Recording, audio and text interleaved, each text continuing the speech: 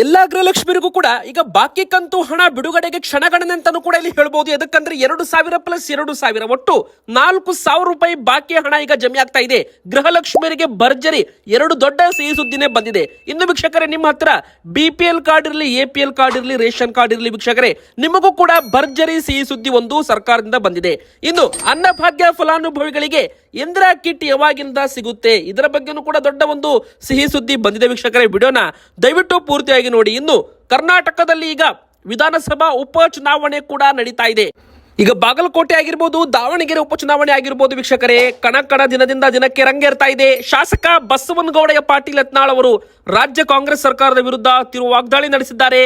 BJP ಅಭ್ಯರ್ಥಿ ವೀರಣ್ಣ ಚರಂತಿಮಠ ಅವರ ಪರವಾಗಿ ಬಿರುಸಿನ ಪ್ರಚಾರ ಕೂಡ ಕೈಗೊಂಡಿದ್ದಾರೆ.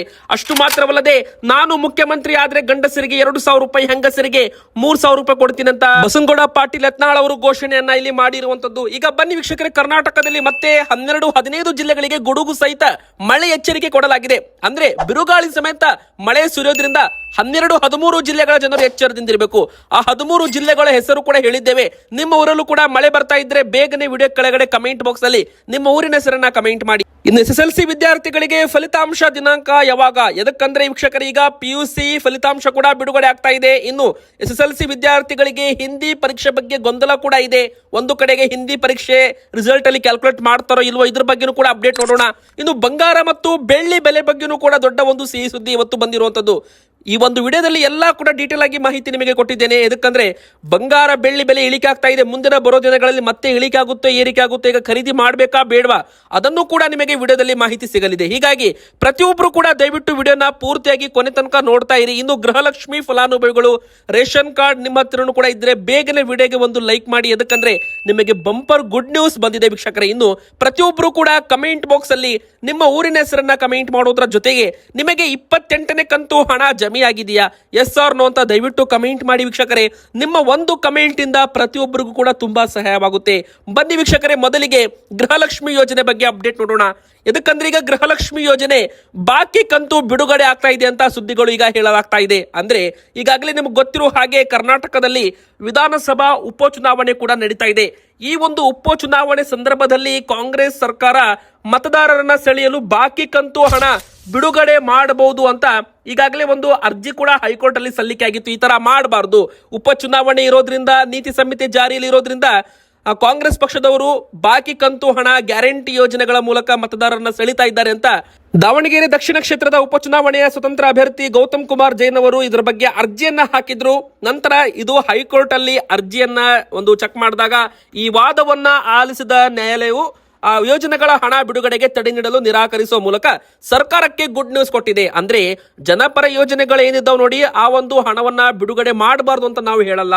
ಅಂದ್ರೆ ಇಲ್ಲಿ ಮುಖ್ಯವಾಗಿ ಹೇಳ್ಬೇಕಂದ್ರೆ ಉಪಚುನಾವಣೆ ಕಾರಣಕ್ಕೆ ಗ್ಯಾರಂಟಿ ಯೋಜನೆಗಳಿಗೆ ತಡೆ ಕೊಡಲ್ಲ ಅಂತ ಹೈಕೋರ್ಟ್ ಒಂದು ಮಹತ್ವದ ಹೇಳಿಕೆಯನ್ನ ಕೊಟ್ಟಿದೆ ವೀಕ್ಷಕರೇ. ಅಂದ್ರೆ ಇಲ್ಲಿ ಕಾಂಗ್ರೆಸ್ ಸರ್ಕಾರದಿಂದ ಬಾಕಿ ಹಣ ಬಿಡುಗಡೆ ಆಗ್ತಾ ಇದೆ. ಅಂದ್ರೆ ಗೃಹಲಕ್ಷ್ಮಿ ಯೋಜನೆ ಆಗಿರ್ಬೋದು, ಯುವ ನಿಧಿ ಯೋಜನೆ ಆಗಿರ್ಬೋದು, ಇದರಲ್ಲಿ ವೀಕ್ಷಕರೇ ಸರ್ಕಾರದಿಂದ ಈ ತರ ಯಾವುದೇ ರೀತಿ ಅಪ್ಡೇಟ್ ಬಂದಿಲ್ಲ. ಚುನಾವಣೆ ಇದೆ ಅಂತ ಹಣ ಹಾಕ್ತಾ ಇದ್ದೀವಿ, ಈ ತರ ಏನೂ ಕೂಡ ಹೇಳಿಕೆ ಕರ್ನಾಟಕ ಕಾಂಗ್ರೆಸ್ ಸರ್ಕಾರದಿಂದ ಬಂದಿಲ್ಲ. ಆದ್ರೂ ಕೂಡ ಇಂಥ ಒಂದು ಅರ್ಜಿ ಈಗಾಗಲೇ ಹೈಕೋರ್ಟ್ ಅಲ್ಲಿ ಹೋಗಿತ್ತು ವೀಕ್ಷಕರೇ. ಚುನಾವಣೆ ಸಂದರ್ಭದಲ್ಲಿ ಹಣ ಹಾಕೋದ್ರ ಮೂಲಕ ಬಾಗಲಕೋಟೆ, ದಾವಣಗೆರೆ ಈ ಒಂದು ಕ್ಷೇತ್ರದಲ್ಲಿ ಕಾಂಗ್ರೆಸ್ ಪಕ್ಷದವರು ಗ್ಯಾರಂಟಿ ಯೋಜನೆ ಮೂಲಕ ಆಕರ್ಷಿಸಬಹುದು ಮತದಾರರನ್ನ ಅಂತ ಹೇಳಲಾಗ್ತಾ ಇತ್ತು. ಆದ್ರೆ ಈ ತರ ಏನೂ ಕೂಡ ಆಗಿಲ್ಲ. ಎದಕ್ಕಂದ್ರೆ ಹೈಕೋರ್ಟ್ ಕೂಡ ಯೋಜನೆಗಳಿಗೆ ಹಣ ಬಿಡುಗಡೆ ಮಾಡಬಹುದು ಅಂತಾನು ಕೂಡ ಇಲ್ಲಿ ಹೇಳಲಾಗಿದೆ. ಇದೊಂದು ಕಡೆಗೆ ಗುಡ್ ನ್ಯೂಸ್ ಅಂತಾನೆ ಹೇಳ್ಬಹುದು. ಎದಕ್ಕಂದ್ರೆ ಬಾಕಿ ಕಂತು ಹಣ ಬಿಡುಗಡೆ ಆದ್ರೆ ಗೃಹಲಕ್ಷ್ಮಿಗಂತೂ ಹಣ ಅಕೌಂಟ್ಗೆ ಬಂದೇ ಬರುತ್ತೆ. ಇನ್ನೊಂದು ಕಡೆಗೆ ಒಂದು ಬಿರುಸಿನ ಪ್ರಚಾರ ಅಂತಾನೆ ಹೇಳ್ಬಹುದು. ಎದಕ್ಕಂದ್ರೆ ಮತ್ತೊಂದು ಕಡೆಗೆ ನಾನು ಮುಖ್ಯಮಂತ್ರಿ ಆದ್ರೆ, ಅಂದ್ರೆ ಬಸವನಗೌಡ ಪಾಟೀಲ್ ಯತ್ನಾಳ್ ಅವರು ಒಂದು ಹೇಳಿಕೆ ಕೊಟ್ಟಿದ್ದಾರೆ. ನಾನು CM ಆದ್ರೆ ಗಂಡಸರಿಗೆ 2,000 ರೂಪಾಯಿ, ಹೆಂಗಸರಿಗೆ 3,000 ರೂಪಾಯಿ ಫಿಕ್ಸ್ ಅಂತ ಒಂದು ಘೋಷಣೆ ಮಾಡಿದ್ದಾರೆ. ಅಂದ್ರೆ ಬಾಗಲಕೋಟೆ ಉಪಚುನಾವಣಾ ದಿನದಿಂದ ದಿನಕ್ಕೆ ರಂಗೇರ್ತಾ ಇದೆ. ಶಾಸಕ ಬಸವನಗೌಡ ಪಾಟೀಲ್ ಯತ್ನಾಳ್ ಅವರು ರಾಜ್ಯ ಕಾಂಗ್ರೆಸ್ ಸರ್ಕಾರದ ವಿರುದ್ಧ ವಾಗ್ದಾಳಿ ಕೂಡ ಮಾಡಿದ್ದಾರೆ. ಬಿರುಸಿನ ಪ್ರಚಾರ ಕೈಗೊಂಡಿದ್ದಾರೆ ಯತ್ನಾಳ್ ಅವರು. ಆಡಳಿತ ಪಕ್ಷದ ಗ್ಯಾರಂಟಿ ಯೋಜನೆಗಳನ್ನ ಕಟುವಾಗಿ ಟೀಕಿಸುವುದರ ಜೊತೆಗೆ ತಮ್ಮದೇ ಆದ ಹೊಸ ಘೋಷಣೆಗಳನ್ನು ಮಾಡುವ ಮೂಲಕ ಗಮನ ಸೆಳೆದಿದ್ದಾರೆ. ನಾನು ಮುಖ್ಯಮಂತ್ರಿ ಆದ್ರೆ ಮಹಿಳೆಯರಿಗೆ ತಿಂಗಳಿಗೆ 3,000 ರೂಪಾಯಿ, ಪುರುಷರಿಗೆ ತಿಂಗಳಿಗೆ 2,000 ರೂಪಾಯಿ ಕೊಡ್ತೀನಿ ಅಂತ ಘೋಷಣೆ ಮಾಡಿದ್ದಾರೆ ಬಸವನಗೌಡ ಯತ್ನಾಳ್ ಅವರು. ಆದ್ರೆ ವೀಕ್ಷಕರಿಗೆ ಬನ್ನಿ ಗೃಹಲಕ್ಷ್ಮಿ ಯೋಜನೆ ಬಗ್ಗೆ ಮಾತಾಡೋದಾದ್ರೆ, ಸದ್ಯಕ್ಕೆ 28ನೇ ಕಂತು ಹಣ ಬಿಡುಗಡೆ ಸ್ಟೇಜ್ ಅಲ್ಲಿ ಇದೆ. ಅಂದ್ರೆ ಈಗಾಗಲೇ 27ನೇ ಕಂತು ಹಣ ಫೈನಾನ್ಸ್ ಡಿಪಾರ್ಟ್ಮೆಂಟ್ ಬಿಡುಗಡೆ ಆಗಿದೆ, ಗೃಹಲಕ್ಷ್ಮಿ ಅಕೌಂಟ್ಗೆ ಜಮೆ ಕೂಡ ಆಗಿದೆ. ಈಗ ಬಾಕಿ ಕಂತು 28ನೇ ಕಂತು ಹಣ ಬಿಡುಗಡೆ ಆಗ್ತಾ ಇದೆ. ಹೌದು ವೀಕ್ಷಕರೇ, ಈಗಾಗಲೇ ಗ್ಯಾರಂಟಿ ಯೋಜನೆ ಅನುಷ್ಠಾನ ಪ್ರಾಧಿಕಾರದಿಂದ ಬಂದಿರೋ ಅಪ್ಡೇಟ್ ಪ್ರಕಾರ ಒಂದು ಅಕೌಂಟ್ಗೆ 56,000 ರೂಪಾಯಿ ಹೋಗಿದೆ. ಅಂದ್ರೆ ಒಂದು ಗೃಹಲಕ್ಷ್ಮಿ ಅಕೌಂಟ್ಗೆ 56,000 ರೂಪಾಯಿ ಹಣ ಹೋಗಿದೆ ಅಂತಾನು ಕೂಡ ಇಲ್ಲಿ ಒಂದು ಹೇಳಿಕೆಯನ್ನು ಕೊಟ್ಟಿದ್ದಾರೆ. ಇಲ್ಲಿ ನಾವು 56,000ವನ್ನ 2,000 ರೂಪಾಯಿಗೆ ಭಾಗ ಮಾಡಿದ್ರೆ ಒಂದು ಅಕೌಂಟ್ಗೆ ಇಲ್ಲಿ ಬರೋಬ್ಬರಿ 28 ಕಂತು ಹಣ ಜಮೆ ಆಗಿದೆ. ಅಂದ್ರೆ 28 × 2,000 ಮಾಡಿ 56,000 ರೂಪಾಯಿ ಆಗುತ್ತೆ. ಅಂದ್ರೆ ಸರ್ಕಾರ 28 ಕಂತು ಹಣ ಕೊಟ್ಟಿದೆ ಅಂತ ಇಲ್ಲಿ ಹೇಳಲಾಗ್ತಾ ಇದೆ. ಆದ್ರೆ 28ನೇ ಕಂತು ನಮಗೆ ಬಂದೇ ಇಲ್ಲ ಅಂತ ಕಮೆಂಟ್ಗಳು ಬರ್ತಾ ಇದ್ದಾವೆ. ನಾವು ಕೂಡ ಇದರ ಬಗ್ಗೆ ತುಂಬಾ ಜನ ಗೃಹಲಕ್ಷ್ಮಿಯರಿಗೆ ಕಾಂಟ್ಯಾಕ್ಟ್ ಮಾಡಿ ಕೇಳಿದಾಗ 28ನೇ ಕಂತು ಇನ್ನೂ ಕೂಡ ಕೆಲವೊಬ್ಬರಿಗೆ ಬಂದಿಲ್ಲ ವೀಕ್ಷಕರೇ. ಅಂದ್ರೆ ಇನ್ನು ಸ್ವಲ್ಪ ದಿನ ಬೇಕಾಗುತ್ತೆ. ತಾಲೂಕ್ ಪಂಚಾಯತ್, ಜಿಲ್ಲಾ ಪಂಚಾಯತ್ ಮೂಲಕ ಹಣ ಬರಬೇಕಂದ್ರೆ ಸ್ವಲ್ಪ ಟೈಮ್ ಆಗುತ್ತೆ. 12-13 ದಿನ ಬೇಕಾಗುತ್ತೆ. ಹೀಗಾಗಿ ನೀವು ಇಲ್ಲಿ 12-13ನೇ ತಾರೀಕಿನವರೆಗೂ ಕಾಯಬೇಕು. ಹಣ ಬಂದೇ ಬರುತ್ತೆ. ಯಾವುದು ಕೂಡ ನೀವು ಚಿಂತೆ ಮಾಡೋದು ಬೇಕಾಗಲ್ಲ. ಇನ್ನು ವೀಕ್ಷಕರೇ, 29ನೇ ಕಂತು ಹಣ ಇನ್ನೂ ಕೂಡ ಬಿಡುಗಡೆ ಆಗಿಲ್ಲ. ಅದರ ಬಗ್ಗೆನೂ ಕೂಡ ಅಪ್ಡೇಟ್ ಬಂದಿದೆ. ಸರ್ಕಾರದಿಂದ 29ನೇ ಕಂತಿನ ಬಗ್ಗೆ ಎಲ್ಲೂ ಕೂಡ ಅಪ್ಡೇಟ್ ಇಲ್ಲ. ಸೋಷಿಯಲ್ ಮೀಡಿಯಾಗಳಲ್ಲಿ 29ನೇ ಕಂತು ಅಂತ ಹೇಳ್ತಾ ಇದ್ದಾರೆ. ಆದ್ರೆ ಇನ್ನೂ ಕೂಡ ಅದರ ಬಗ್ಗೆ ಅಪ್ಡೇಟ್ ಬಂದಿಲ್ಲ ಸರ್. ಅಧಿಕೃತವಾಗಿ ಯಾವುದೇ ಮಾಹಿತಿ ಸಿಕ್ಕಿಲ್ಲ ವೀಕ್ಷಕರೇ. ಇನ್ನು BPL ರೇಷನ್ ಕಾರ್ಡ್ ಆಗಿರಲಿ, APL ರೇಷನ್ ಕಾರ್ಡ್ ಆಗಿರಲಿ, ನಿಮ್ದು ಹೆಸರು ಗೃಹಲಕ್ಷ್ಮಿ ಯೋಜನೆ ಹೆಸರು ಬ್ಯಾಂಕ್ ಅಕೌಂಟ್ ನಲ್ಲಿ ಯಾವ ತರ ಇರುತ್ತೆ ಅದೇ ತರ ರೇಷನ್ ಕಾರ್ಡ್ ಅಲ್ಲಿ, ಆಧಾರ್ ಕಾರ್ಡ್ ಅಲ್ಲಿ ಇರಬೇಕು ಅಂತ ಕೂಡ ಹೇಳಲಾಗುತ್ತೆ. ಇನ್ನು ಮುಖ್ಯವಾಗಿ ಹೇಳಬೇಕಂದ್ರೆ ನಿಮ್ಮ ರೇಷನ್ ಕಾರ್ಡ್ ಆಕ್ಟಿವ್ ಆಗಿರಬೇಕು. BPL ಇರಲಿ, APL ಇರಲಿ ಆಕ್ಟಿವ್ ಇರಬೇಕು. ನೀವು ಯಜಮಾನಿ ಸ್ಥಾನದಲ್ಲಿ ಇರಬೇಕು ಅಂತಾನು ಕೂಡ ಇಲ್ಲಿ ಹೇಳಲಾಗುತ್ತೆ ವೀಕ್ಷಕರೇ. ತುಂಬಾ ಜನ ಒಂದು ತೆರಿಗೆ ಪಾವತಿ ಮಾಡ್ತಾ ಇದ್ರು, GST ರಿಟರ್ನ್ಸ್ ಮಾಡ್ತಾ ಇದ್ರು. ಅವರ ಒಂದು BPL ಕಾರ್ಡು APL ಕಾರ್ಡ್ ಆಗಿ ವರ್ಗಾವಣೆ ಆಗಿದೆ. ಅಂತವರ ಗೃಹಲಕ್ಷ್ಮಿ ಯೋಜನೆ ಹಣವು ಕೂಡ ಇನ್ ಮುಂದೆ ಬರೋದಿಲ್ಲ ಅಂತ ಹೇಳಲಾಗಿದೆ. ತೆರಿಗೆ ಪಾವತಿದಾರರಿಗೆ ಗೃಹಲಕ್ಷ್ಮಿ ಹಣ ಬರೋದಿಲ್ಲ. ಈಗ ಬನ್ನಿ, ಎರಡನೇದಾಗಿ ಅನ್ನಭಾಗ್ಯ ಫಲಾನುಭವಿಗಳಿಗೆ ಭರ್ಜರಿ ಗುಡ್ ನ್ಯೂಸ್ ಏನಪ್ಪಾ ಅಂದ್ರೆ ಇಂದಿರಾ ಕಿಟ್ ವಿತರಣೆ ಬಗ್ಗೆ. ಹೌದು, ಈಗಾಗಲೇ ಏಪ್ರಿಲ್ ತಿಂಗಳಿಂದ ಇಂದಿರಾ ಕಿಟ್ ವಿತರಣೆ ಮಾಡ್ತೀವಿ ಅಂತ ಸರ್ಕಾರ ಮೊದಲೇ ಘೋಷಣೆ ಮಾಡಿದೆ. 6,200 ಕೋಟಿ ರೂಪಾಯಿ ಬಜೆಟ್ ನಲ್ಲಿ ಹಣ ಕೂಡ ಇದಕ್ಕೆ ಘೋಷಣೆ ಮಾಡಿದ್ದಾರೆ. ಆದ್ರೆ ಇನ್ನೂ ಕೂಡ ಜನರ ಕೈಗೆ ಇಂದಿರಾ ಕಿಟ್ ಸಿಕ್ಕಿಲ್ಲ. ಹೌದು ವೀಕ್ಷಕರೇ, ಇಲ್ಲಿ ಏಪ್ರಿಲ್ ತಿಂಗಳಲ್ಲಿ ವಿತರಣೆ ಮಾಡಬೇಕಾಗಿತ್ತು. ಆದ್ರೆ ಸದ್ಯಕ್ಕೆ ಇನ್ನೂ ಕೂಡ ಕೊಡ್ತಾ ಇಲ್ಲ. ಆದ್ರೆ ಇಲ್ಲಿ ಪ್ರತಿಯೊಂದು ಕುಟುಂಬಕ್ಕೂ ಕೂಡ ಒಂದು ಇಂದಿರಾ ಕಿಟ್ ಅಂದ್ರೆ 1,27,00,000 ಇಂದಿರಾ ಕಿಟ್ ಗಳನ್ನ ಸರ್ಕಾರ ರೆಡಿ ಮಾಡಬೇಕು. ಇಲ್ಲಿ ಅಶೋಕ್ ಕುಮಾರ್ ಅವರು ಇದರ ಬಗ್ಗೆ ಈಗ ಮಾತಾಡಿದ್ದಾರೆ. ಸರ್ಕಾರದ ಗಮನಕ್ಕೆ ಮತ್ತೊಮ್ಮೆ ಅನ್ನಭಾಗ್ಯ ಯೋಜನೆಯನ್ನ ನೆನಪಿಸಿದ್ದಾರೆ. ಅನ್ನಭಾಗ್ಯ ಯೋಜನೆ ನೀವು ಇಂದಿರಾ ಕಿಟ್ ಕೊಡ್ತೀವಿ ಅಂತ ಹೇಳಿದ್ರಿ, ಎಲ್ಲಿ ಕೊಟ್ಟಿದ್ದಾರೆ ಅಂದ್ರೆ ಇಂದಿರಾ ಕಿಟ್ ಕೊಡ್ತೀವಿ ಅಂತ ಹೇಳಿದ್ರು, ಇನ್ನಾದ್ರೂ ಕೊಟ್ಟಿಲ್ಲ, ಎಲ್ಲಿ ಕೊಟ್ಟಿದ್ದಾರೆ ಅಂತ ರಾಜ್ಯ ಸರ್ಕಾರದ ಅನ್ನಭಾಗ್ಯ ಯೋಜನೆ ಅಕ್ಕಿ ಕೊಡ್ತಾ ಇರೋದು ಕೇಂದ್ರ ಸರ್ಕಾರ, ಮೋದಿ ಸರ್ಕಾರ ಅಕ್ಕಿ ಕೊಡ್ತಾ ಇದೆ. ಮುಖ್ಯಮಂತ್ರಿ ಸಿದ್ದರಾಮಯ್ಯನವರು ಚೀಲ ಮಾತ್ರ ಕೊಡ್ತಾ ಇದ್ದಾರೆ ಅಂತ ಒಂದು ವ್ಯಂಗ್ಯವಾಡಿದ್ದಾರೆ ಅಂತ ಇಲ್ಲಿ ಹೇಳಲಾಗಿದೆ ವೀಕ್ಷಕರೇ. ಅಂದ್ರೆ ಅನ್ನಭಾಗ್ಯ ಅಕ್ಕಿ ಕೇಂದ್ರ ಸರ್ಕಾರದ್ದು, ಚೀಲ ಮಾತ್ರ ಮುಖ್ಯಮಂತ್ರಿ ಸಿದ್ದರಾಮಯ್ಯನವರದು ಅಂತ ಅಶೋಕ್ ಕುಮಾರ್ ಅವರು ಹೇಳಿದ್ದಾರೆ. ಆದ್ರೆ ಕರ್ನಾಟಕ ಸರ್ಕಾರದಿಂದ ಅಕ್ಕಿ ಬದಲಾಗಿ ಇಂದಿರಾ ಕಿಟ್ ಅನ್ನು ಕೊಡಲಾಗುತ್ತೆ. ಇನ್ನು ಕೇಂದ್ರ ಸರ್ಕಾರ ಪಾಲಿದ್ದು ಅಕ್ಕಿ ನಿಮಗೆ ವಿತರಣೆ ಮಾಡ್ತಾರೆ. ಈಗ ಬನ್ನಿ, ಮತ್ತೊಂದು ಮೂರನೇ ದೊಡ್ಡ ಬ್ರೇಕಿಂಗ್ ನ್ಯೂಸ್ ಏನಂದ್ರೆ ಕರ್ನಾಟಕದಲ್ಲಿ ಮತ್ತೆ 22 ಜಿಲ್ಲೆಗಳಿಗೆ ಅಲರ್ಟ್ ಕೊಡಲಾಗಿದೆ. ಕರ್ನಾಟಕದಲ್ಲಿ ಬೆಳಿಗ್ಗೆ ಮಧ್ಯಾಹ್ನ ಬಿಸಿಲು, ರಾತ್ರಿ ಆಗ್ತಾ ಇದ್ದಂತೆ ಗುಡುಗು ಮಿಂಚು ಸಮೇತ ಮಳೆ. ಹೌದು ವೀಕ್ಷಕರೇ, ಮತ್ತೆ ಮಳೆ ಆರ್ಭಟ ಮುಂದುವರಿಯಲಿದೆ. ಮುಂದಿನ 4 ದಿನಗಳವರೆಗೂ ಮಳೆ ಆರ್ಭಟ ಇರಲಿದೆ ವೀಕ್ಷಕರೇ. ಒಟ್ಟು ಯಾವೆಲ್ಲ ಜಿಲ್ಲೆಗಳಿಗೆ ಗಾಳಿ, ಗುಡುಗು ಮತ್ತು ಮಿಂಚು ಸಹಿತ ಮಳೆ ಆಗಲಿದೆ ಅಂದ್ರೆ ಉತ್ತರ ಕನ್ನಡ ಹಾಗೂ ದಕ್ಷಿಣ ಒಳನಾಡು ಭಾಗದಲ್ಲಿ ಮಳೆ ಪ್ರಮಾಣ ಹೆಚ್ಚಾಗುವ ನಿರೀಕ್ಷೆ ಇದೆ. ಅಂದ್ರೆ ಉಡುಪಿ, ದಕ್ಷಿಣ ಕನ್ನಡ ಹಾಗೂ ಕರಾವಳಿ ಜಿಲ್ಲೆಗಳಲ್ಲಿ ಈ ಭಾಗಗಳಲ್ಲಿ ಹೆಚ್ಚು ಮಳೆ ಸುರಿಯಲಿದೆ. ಇನ್ನು ಉತ್ತರ ಕನ್ನಡ ಜಿಲ್ಲೆಗಳಲ್ಲಿ ಗುಡುಗು ಸಹಿತ ಮಳೆ ಆಗೋ ಸಾಧ್ಯತೆ ಇದೆ ಅಂತ ಹೇಳಬಹುದು. ಇನ್ನು ವಿಜಯಪುರ, ಕಲಬುರಗಿ, ಬೀದರ್, ಕೊಪ್ಪಳ, ರಾಯಚೂರು, ಯಾದಗಿರಿ ಜಿಲ್ಲೆಗಳಲ್ಲೂ ಕೂಡ ಭರ್ಜರಿ ಮಳೆಯಾಗೋ ನಿರೀಕ್ಷೆ ಇದೆ.